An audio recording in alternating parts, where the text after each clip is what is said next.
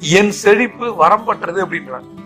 எவ்வளவு செழிப்பு இருக்கு, மனம் முதல்ல செழிப்பா இருக்கணும். செழிப்பா இருந்தாதான் பணம் செழிப்பா வரும்ன்றத நான் சொல்றேன்.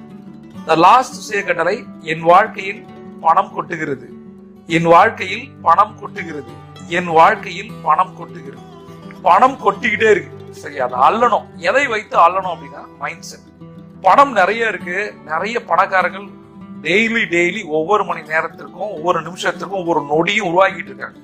நாம பணக்காரனா மாறணும்னா ஒரே ஒரு விஷயம் தான் மைண்ட் செட். மைண்ட் செட்டை மாற்றும் போது பணம் நம்மளை நோக்கி வருது. சிம்பிள். அது நெகட்டிவ் மைண்ட் செட் இருந்தா நெகட்டிவாவே போகுது. லா ஆஃப் அட்ராக்ஷனுடைய தாற்பயமே அதுதான். நீ எதை போடுறீங்களோ, என்ன விதைய போடுறீங்களோ அதுதான் முளைக்கும். அது போல என்ன எண்ணங்களை விதைக்கிறோமோ அதுதான் வரும் நமக்கு ரிஃப்ளெக்ஷனா. அப்ப நான் என்ன சொல்றேன்னா 20x ஃபார்முலால லா ஆஃப் அட்ராக்ஷன் ஒர்க் ஆகுது. இந்த யூனிவர்ஸ் என்ன பண்ணுதுன்னா, நீங்க என்ன நினைக்கிறீங்களோ, எண்ணம் சொல் செயல், நீங்க நல்ல எண்ணத்தை விதைச்சீங்கன்னா